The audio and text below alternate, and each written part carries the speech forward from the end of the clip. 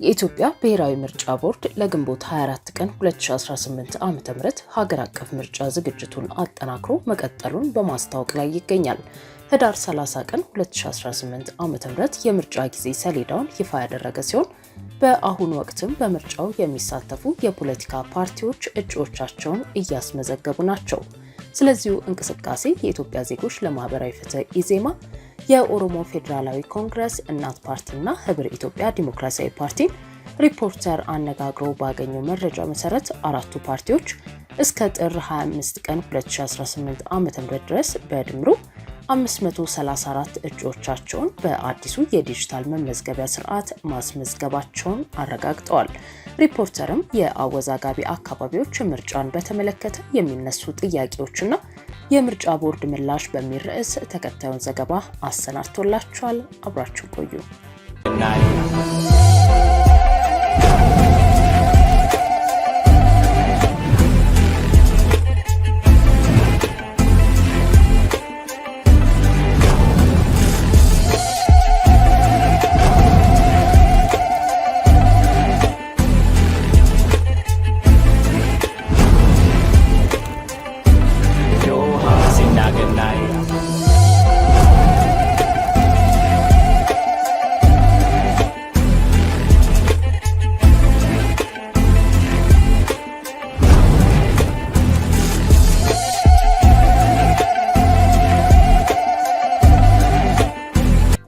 ለሰባተኛው ብሔራዊ ምርጫ የምርጫ አስፈጻሚዎችን ምልመላ ቦርዱ ወደ 300,000 ምርጫ አስፈጻሚዎችን ምልመላ ማጠናቀቁን የቦርዱ ሰብሳቢ ሜላትወርቅ ኃይሉ ከሰሞኑ አስታውቀዋል። ሰብሳቢዋ ከሰሞኑ የምርጫ ተሳታፊ ፓርቲዎችን ጨምሮ ከሚመለከታቸው አካላት ጋር ስለ ቅድመ ምርጫ ስራዎችና ለዋናው ምርጫ እየተደረጉ ስላሉ ዝግጅቶች ማብራሪያ አቅርበዋል። የሚዲያ አካላት እንዳይከታተሉት ዝግ በነበረው በዚሁ ስብሰባ 41 በተናጠል 15 በጥምረትና በግንባር የተደራጁ በድምሩ ወደ 56 የፖለቲካ ፓርቲዎች ዲጂታል የእጩዎች ማስመዝገቢያ መዝገብ ተከፍቶላቸው በዚያው መሰረት እያስመዘገቡ መሆኑን ወይዘሮ ሜላትወርቅ ሪፖርት አድርገዋል። ወይዘሮ ሜላትወርቅ በስብሰባው ማጠቃለያ የየአካባቢው ሁኔታ እስከ ምርጫው ቀን ድረስ ክትትል እንደሚደረግበት የጠቆሙ ሲሆን በሰላምና ጸጥታ፣ በምርጫ ኦፕሬሽንና ተያያዥ ጉዳዮች ላይ ከባለድርሻ አካላት ጋር ተከታታይ ስብሰባዎች እንደሚኖሩ ቃል ገብተዋል። በእነዚህ ክትትሎች በቀጣይ ወራት በየአካባቢው የሚኖሩ ለውጦች እንደሚገመገሙና መሻሻል የሚታይባቸው አካባቢዎች ካሉ ምርጫ ለማካሄድ ስራዎች እንደሚከናወኑ ነው ያብራሩት። እያንዳንዱ የምርጫ ጣቢያ ያለበት አካባቢ የጸጥታና የምርጫ አስቻይ ሁኔታ እየተገመገመ ወደ ምርጫ እንደሚገባ ቦርዱ ከገለጸበት ስብሰባ ቀደም ብሎ ደግሞ ከቦርዱ የወጣው የምርጫ ጣቢያዎች ስም ዝርዝር ከሰሞኑ ከባድ ውዝግብ ፈጥሮ ሰንብቷል። በተለይም በፕሪቶሪያው የሰላም ስምምነት ላይ ህገ መንግስታዊ በሆነ አግባብ የሚፈቱ ተብለው የተቀመጡ በአማራና በትግራይ ክልሎች አዋሳኛሉ የይገባኛል ጥያቄ የሚነሳባቸው ቦታዎች የምርጫ ጣቢያ ስም ዝርዝሮች ጉዳይ ከተለያየ አቅጣጫ ሲያወዛግብ ነው የሰነበተው። የወሰንና የማንነት ጥያቄ ሲቀርብባቸው የቆዩ እንዲሁም በሰሜን ኢትዮጵያ ጦርነት ወቅት የግጭት ቀጠና ሆነው የሰነበቱና እስካሁንም ከጸጥታ ስጋት ገና አልተላቀቁም በሚባሉት በእነዚህ አወዛጋቢ አካባቢዎች ቦርዱ በምን ሁኔታ ነው ምርጫ ለማካሄድ እየተዘጋጀ ያለው የሚለው እያነጋገረ ነው። ከዚሁ ጎን ለጎን ከሰሜን ኢትዮጵያው ጦርነት ጥቂት ቀደም ብሎ ጀምሮ በፌዴራል ደረጃ እንዲሁም በሁለቱ ምክር ቤቶች የፖለቲካ ወኪሎች ሳይኖሩት እስካሁን የዘለቀው የትግራይ ክልል ምርጫ ጉዳይም በሰፊው እያከራከረ ነው። በትግራይ አሁን ባለው ተጨባጭ ሁኔታ ምርጫ ለማካሄድ ምን እየተሰራ ነው ከሚለው ጥያቄ ጀምሮ ትግራይን ከአማራ የሚያዋስኑትና ወደ የትኛው ክልል እንደሚካለሉ በሂደት በህዝበ ውሳኔ እልባት ያገኛሉ ተብለው ቀጠሮ የተያዘላቸው አጨቃጫቂ መሬቶች ምርጫ ጉዳይም ከወዲሁ እያጨቃጨቀ ነው። እነዚህ አካባቢዎች በየትኛው ክልል ስር ሆነው ነው ምርጫው የሚካሄድባቸው የሚለው ገና ያለየለት ከወዲሁ እያከራከረ ያለ ጉዳይ ሆኗል። ስለዚህ ጉዳይ በሰሞነኛው የቦርዱ ስብሰባ ላይ ጥያቄ ማቅረባቸውን የሚናገሩት የኢትዮጵያ ዜጎች ለማህበራዊ ፍትህ ፓርቲ ዋና ጸሐፊ አቶ ዋሲሁን ተስፋይ ቦርዱ ስለሰጠው ምላሽ ለሪፖርተር በሰጡት አስተያየት ተናግረዋል። በትግራይ ክልል ምርጫው ስለመካሄዱና አለመካሄዱ ቦርዱ ምንም መረጃ አላቀረበም። ይህን በተመለከተ እኔ ጥያቄ አንስቼ ነበር። ከቦርዱ ኃላፊዎች በተሰጠው ምላሽ ግን ቦርዱ ለትግራይ ክልል ጊዜያዊ አስተዳደር ወደ 8 ጊዜ ያህል ደብዳቤ በመጻፍ ምርጫውን ለማካሄድ ስለሚያስችሉ የጸጥታ ሁኔታዎች ሪፖርት እንዲያቀርብለት ቢጠይቅም እስካሁን ምላሽ አለመሰጠቱን አመልክተዋል። የጊዜያዊ አስተዳደሩ ፕሬዝዳንት ሌተናል ጀነራል ታደሰ ወረደ ከአንድ ወር ቀደም ብሎ አዲስ አበባ በመጡበት ወቅት ቦርዱ በአካል አግኝቶ ስለዚሁ ጉዳይ እንዳነጋገራቸው አመራሮቹ ነግረውናል።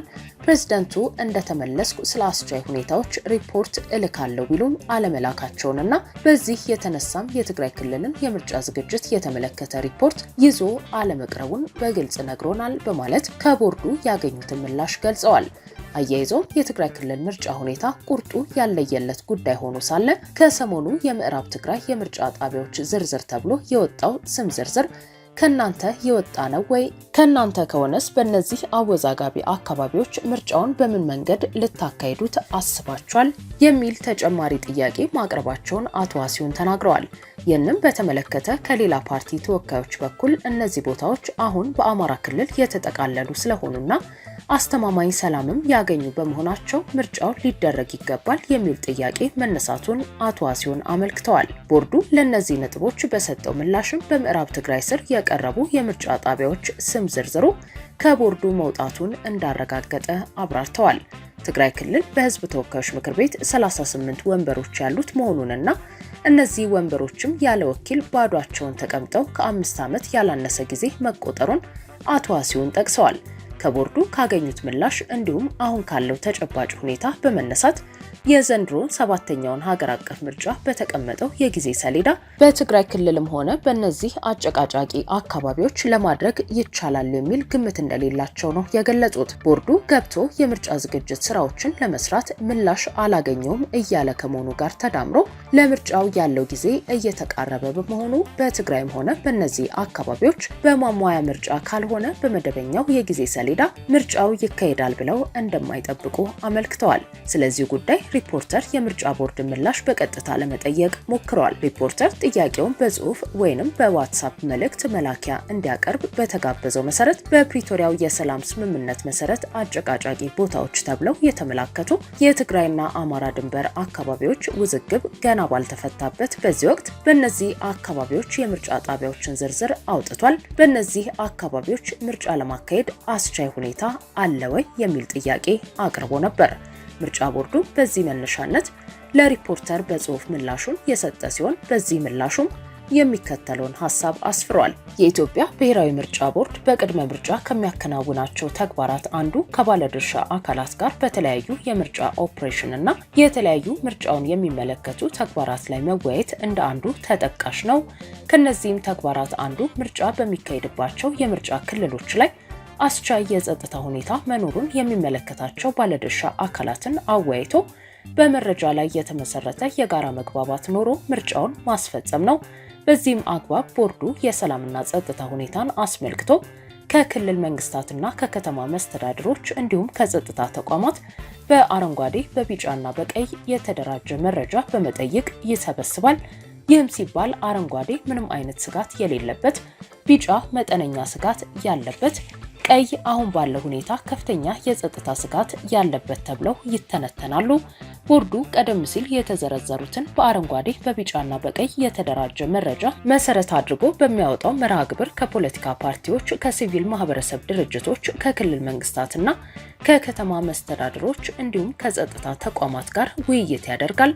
በመቀጠልም ከፖለቲካ ፓርቲዎች፣ ከሲቪል ማህበረሰብ ድርጅቶች እንዲሁም ከቦርዱ የክትትልና ቁጥጥር ኮሚቴ የተውጣጡ አባላት ያሉበት ቡድን በማቋቋም ከክልል መንግስታትና ከከተማ መስተዳድሮች እንዲሁም ከጸጥታ ተቋማት የተሰበሰበው መረጃን ተጨባጭነት መሬት ላይ ወርዶ የማረጋገጥ ስራ ይሰራል። በመጨረሻም ቦርዱ ምርጫ ማድረግ የሚቻልባቸውንና የተለዩ አካባቢዎችን በይፋ ያሳውቃል።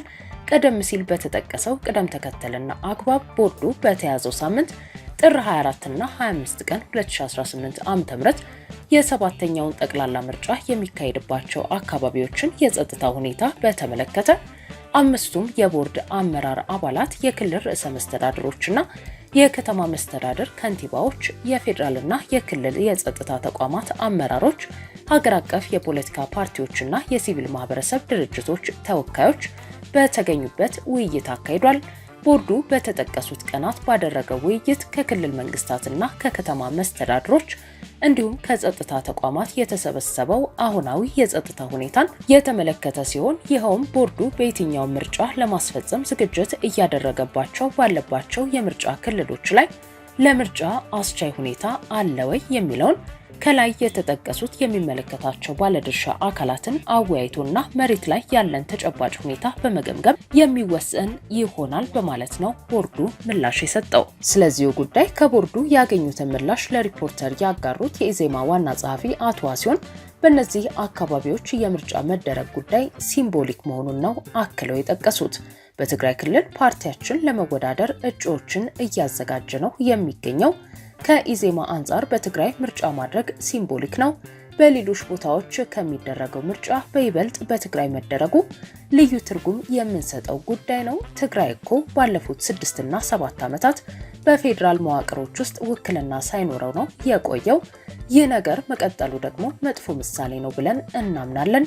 ይህ ነገር እየሄደ በመጨረሻ ያልተፈለገ ነገር ያመጣል እንላለን። ስለዚህ መጥፎ ልምምድ ነው እየተለማመድን ያለነው እንላለን። ትግራይ ክልል የኢትዮጵያ አካል እስከሆነ ድረስ ብሔራዊ ምርጫው በክልሉ መደረግ አለበት በማለት ነው የፓርቲያቸው ኢዜማን አቋም አያይዘው የገለጹት። ይህን መሰሉ ሐሳብ በትግራይ የፖለቲካ ልሂቃን ሲነገር ባይደመጥም የገዢው ብልጽግና መንግስት ግን በትግራይና በአወዛጋቢ አዋሳኝ መሬቶች ምርጫ የማድረግን አስፈላጊነት በተደጋጋሚ ሲናገር ነበር። ከሰሞኑ በምክር ቤት ቀርበው ማብራሪያ የሰጡት ጠቅላይ ሚኒስትር አብይ አህመድ ልክ እንደከዚህ ቀደም ሁሉ በእነዚህ አወዛጋቢ አካባቢዎችም ሆነ በትግራይ ምርጫ ማድረግ ጠቃሚ ጉዳይ መሆኑን አመልካች አስተያየት ሲሰጡ ተደምጠዋል። መንግስት በትግራይም ሆነ በአወዛጋቢዎቹ የአማራና ትግራይ አዋሳኝ አካባቢዎች ምርጫው እንዲደረግ ፍላጎቱ መሆኑን እየተናገረ ባለበት በዚህ ወቅት ምርጫ ቦርድም ከየአካባቢዎቹ የሚመጡ የአስቻይ ሁኔታ ሪፖርቶችን ገምግሞ ወደ ምርጫ ዝግጅት ሊገባ እንደሚችል የሚጠቁም ምላሽ በመስጠት ላይ ይገኛል። ከአንድ ሳምንት ቀደም ብሎ በአወዛጋቢው የጸለምት አካባቢ ውጊያ መደረጉ ይታወሳል። ውጊያው በትግራይ ሰራዊትና በመከላከያ መካከል ነው የተደረገው ቢባልም በሳምንቱ በረድ ብሎ ቆይቷል። እንደ አላማጣ ባሉ አካባቢዎች በተመሳሳይ ሰሞን የተከሰተው ግጭት ግን ከመከላከያና ከትግራይ ሰራዊት ውጭ ያሉ ኃይሎችን ጭምር ያሳተፈ መሆኑ ተሰምቷል። በራያና በአፋር ድንበሮች አካባቢ በነበረው ውጊያ የትግራይ ሰላም ኃይል ወይንም የሐራ መሬት ታጣቂ የሚባለው ታጣቂም መሳተፉ ሲነገር ቆይቷል። በትግራይ ክልል እስካሁን ከነትጥቁና አደረጃጀቱ ይገኛል የሚባለው የትግራይ ሰራዊት የተሰለፈ ሲሆን በአማራ ክልል በተለይም በወልቃይት ቀጠና የተከዜ ዘብ የሚባለው ኃይል ተሰልፎ ይገኛል። በሱዳን ድንበር አቅጣጫ ደግሞ አርሚ 7 በመባል የሚታወቀው የትግራይ ሰራዊት ክንፍ ድንበር ላይ መሰለፉ ይነገራል። በአፋር ክልል አለ ከሚባለው የሐራ መሬት በተጨማሪ የአፋር ሚሊሻና ጸጥታ ኃይልም ይገኛል። በአማራ ክልል የሚንቀሳቀሱት የፋኖ ኃይሎችም ጉዳይ የዚያን አካባቢ የጸጥታ ሁኔታ የሚወስን ሲሆን ከሰሜን በኩል የተሰለፈው ሻዕቢያም በቀጠናው የኃይል አሰላለፍ ላይ ተጽዕኖ እንዳለው ይገመታል። የፕሪቶሪያ ሰላም ስምምነት መፈረም በትግራይ የጥይት ድምጽ ቢያስቆምም ክልሉ እስካሁን ወደ መደበኛው ህገ መንግስታዊ ስርዓት አለመመለሱ ይነገራል። የፕሪቶሪያው የሰላም ስምምነት አለመተግበር፣ የሽግግር ፍትህ ሂደት አለመከወን፣ የተፈናቃዮች አለመመለስ እንዲሁም የአወዛጋቢ መሬቶችን እጣ ፈንታ በህገ መንግስታዊ አግባብ መፍታት አለመቻል የትግራይና አጎራባሽ ቀጠናዎችን ሰላማዊ ሁኔታ ተጽዕኖ እያሳረፈበት መሆኑ ይሰማል። ይህ ሁሉ አልሆነም በሚባልበት በዚህ ወቅት 7ኛውን ሀገራዊ ምርጫ በትግራይም ሆነ በአወዛጋቢ መሬቶች አካባቢ ማካሄድ የሚቻለው እንዴት ነው የሚለው ጥያቄ የወቅቱ አንገብጋቢ ጥያቄ እየሆነ የመጣ ይመስላል።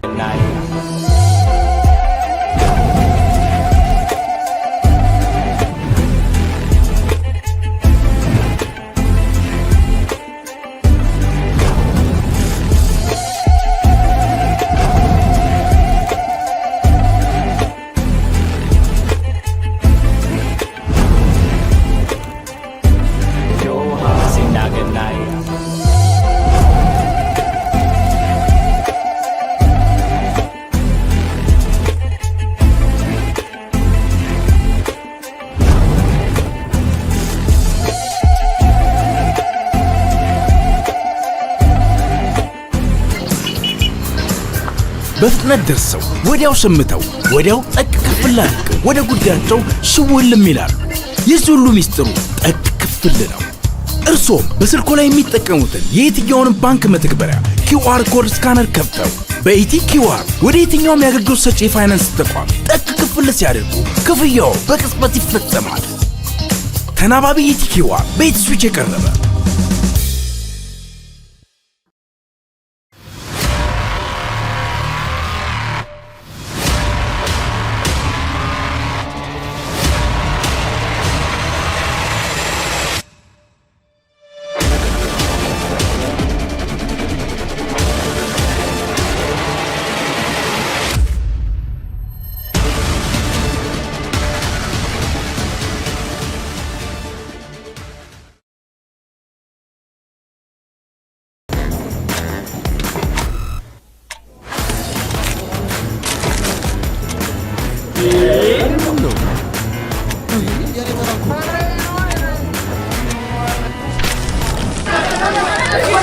ዘመናዊ የባንክ አገልግሎቶችን በማስተዋወቅ ፈርቀዳጅ የሆነው ባንካችን አቢሲኒያ አሁን ደግሞ በአይነቱ ለየት ያለውን ወረቀት አልባ የባንክ አገልግሎት በሁሉም ቅርንጫፎቹ ይዞልዎት መጥቷል። በስማርት ቴክኖሎጂ በመታገዝ የፊት ገጽን ወይም የጣት አሻራን በመጠቀም በራስ አገዝ አገልግሎት ወይም በባንካችን ሰራተኞች ታግዘው ሂሳብ መክፈት፣ ገንዘብ ገቢ ወጪ ማድረግም ሆነ ሌሎች ፈጣንና ደህንነቱን የጠበቀ የተሟላ የባንክ አገልግሎቶች ያገኛሉ። አቢሲኒያ የሁሉም ምርጫ።